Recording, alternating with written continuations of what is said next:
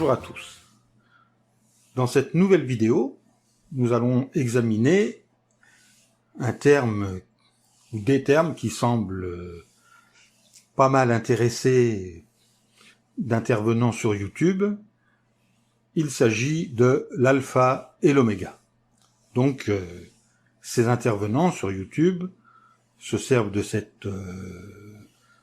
titres, alpha et oméga, pour tenter de démontrer que Jésus et Jéhovah seraient une seule et même personne. Bien. Qui est l'alpha et l'oméga? Réponse de la Bible. L'expression l'alpha et l'oméga désigne Jéhovah, le Dieu Tout-Puissant. Elle apparaît 3 fois dans la Bible. En Apocalypse, chapitre 1, le verset 8, chapitre 21, au verset 6, et au chapitre 22, au verset 13. Pourquoi Dieu se présente-t-il comme l'alpha et l'oméga? L'alpha et l'oméga sont les premières et dernières lettres de l'alphabet grec.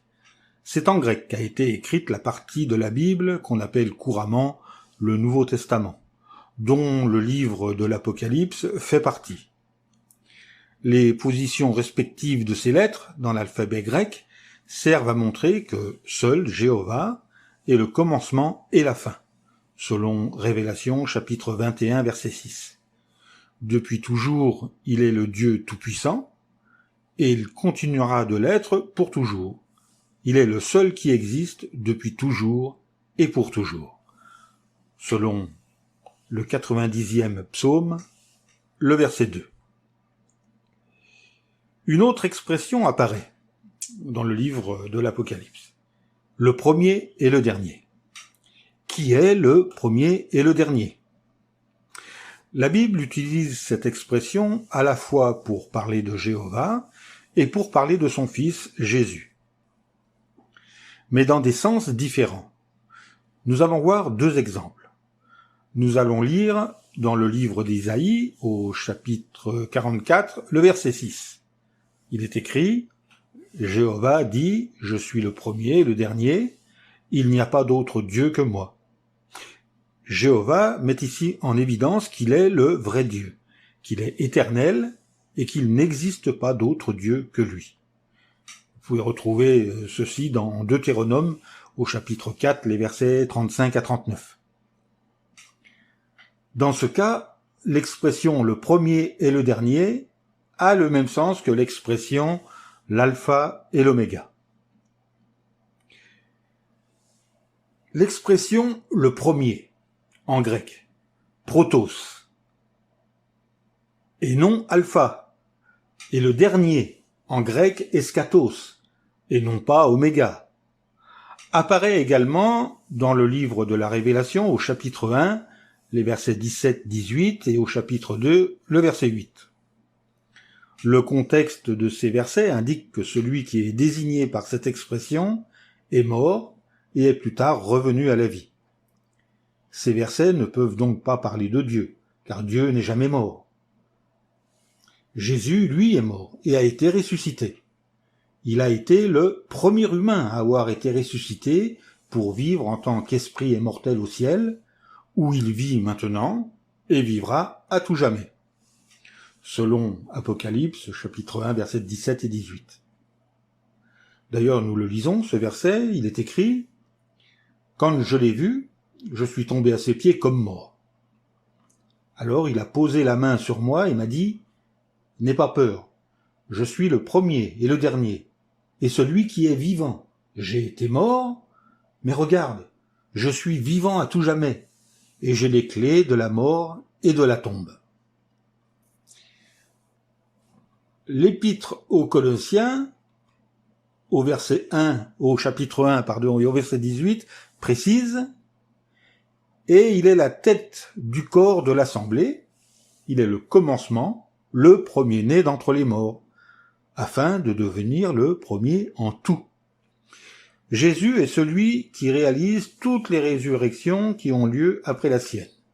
Lisons dans l'évangile de Jean, le chapitre 6, verset 40. Nous lisons « Car ceci est la volonté de mon Père, que tout homme qui reconnaît le Fils et exerce la foi en lui ait la vie éternelle, et je le ressusciterai au dernier jour. Par conséquent, il a été le dernier à être ressuscité directement par Jéhovah. En Actes chapitre 10 verset 40, il est écrit « Dieu l'a ressuscité le troisième jour et a permis qu'il se manifeste ». Dans ce sens, Jésus peut à juste titre être appelé le premier et le dernier. Examinons maintenant dans le livre de l'Apocalypse, au chapitre 22, le verset 13. Ce verset prouve-t-il que Jésus est l'alpha et l'oméga?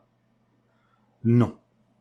Celui qui parle, en Apocalypse chapitre 22, verset 13, n'est pas clairement identifié, selon certains.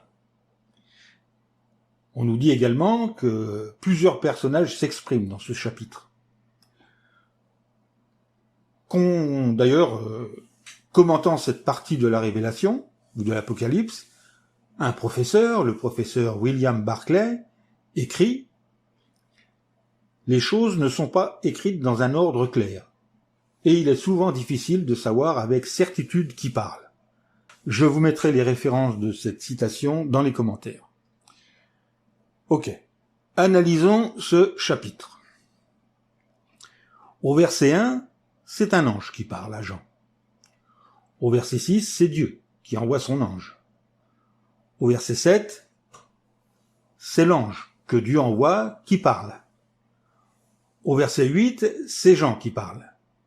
Notez que dans ce verset, Jean veut adorer l'ange. Mais celui-ci refuse et met en garde l'apôtre Jean en lui disant « Attention, ne fais pas cela, je ne suis que ton coesclave, et celui de tes frères, les prophètes, et celui de ceux qui tiennent compte des paroles de ce rouleau. Adore Dieu. » Si cet ange était Jésus, et que Jésus et Jéhovah soient une seule et même personne, aurait-il mis Jean en garde de cette manière? Je vous laisse répondre vous-même à cette question. Continuons notre analyse. Au verset 12, l'ange transmet à Jean un message de Dieu. L'ange cite le psaume 62e, le verset 12. Il est écrit « L'amour fidèle aussi est à toi, ô Jéhovah, car tu rends à chacun selon ses actes. » Intéressons-nous d'un peu plus près à ce verset. Certains pensent que l'exclamation « Écoute, je viens vite » du verset 12 concerne Jésus. Pas forcément, car Dieu dit aussi la même chose de lui-même, qu'il vient ou sort pour exécuter son jugement. Vous pouvez voir dans le livre d'Isaïe, au chapitre 26, le verset 21. Et Malachie, au chapitre 3 de son livre, les versets 1 à 6, annonce une venue à deux pour le jugement, Jéhovah et son messager de l'Alliance. Au verset 13, l'ange délivre la suite du message à Jean. L'ange cite Isaïe, chapitre 44, le verset 6. Il est écrit « Voici ce que dit Jéhovah, le roi et le racheteur d'Israël, Jéhovah des armées. Je suis le premier et je suis le dernier. Il n'y a pas d'autre Dieu que moi. » Après cet examen, nous pouvons parfaitement en conclure que rien ne nous empêche d'identifier l'alpha et l'oméga, dont il est question en Apocalypse chapitre 22, à la personne qui reçoit ce titre ailleurs dans l'Apocalypse, c'est-à-dire Jéhovah. Penchons-nous maintenant sur Apocalypse chapitre 1, les versets 7 et 8. Le verset 7 dit « Écoute, je viens vite. Heureux celui qui tient compte des paroles prophétiques de ce rouleau. » Bien, admettons que cet ange soit Jésus. Que nous dit le verset 8? Le verset 8, il est écrit Je suis l'alpha et l'oméga, dit Jéhovah Dieu, celui qui est, et qui était, et qui vient, le Tout-Puissant. Celui qui parle par l'intermédiaire d'un représentant angélique, et donc tantôt Dieu lui-même, et tantôt Christ. Révélation chapitre 22, verset 8. Examinons ce même verset dans la traduction œcuménique de la Bible, la Tob. Comment rend-elle ce verset? Nous lisons dans cette traduction, je suis l'alpha et l'oméga, dit le Seigneur Dieu, celui qui est, qui était et qui vient, le Tout-Puissant. Même si le verset 7 précédent parlait de Christ Jésus. Il est clair qu'au verset 8, ce titre s'applique au Dieu Tout-Puissant. Ce titre, Tout-Puissant, est la traduction de l'hébreu El Shaddai. Ce titre ne s'applique exclusivement qu'à Jéhovah. Nulle part dans les Écritures vous ne trouverez ce titre appliqué à quelqu'un d'autre. Personne d'autre que le vrai Dieu. Jésus, lui, pour sa part, est qualifié de Dieu fort, El Gibor, en hébreu. Dieu fort, El Gibor en hébreu. Mais jamais de tout-puissant. Vous pourrez trouver ce texte dans le livre d'Isaïe, au chapitre 9 et au verset 6.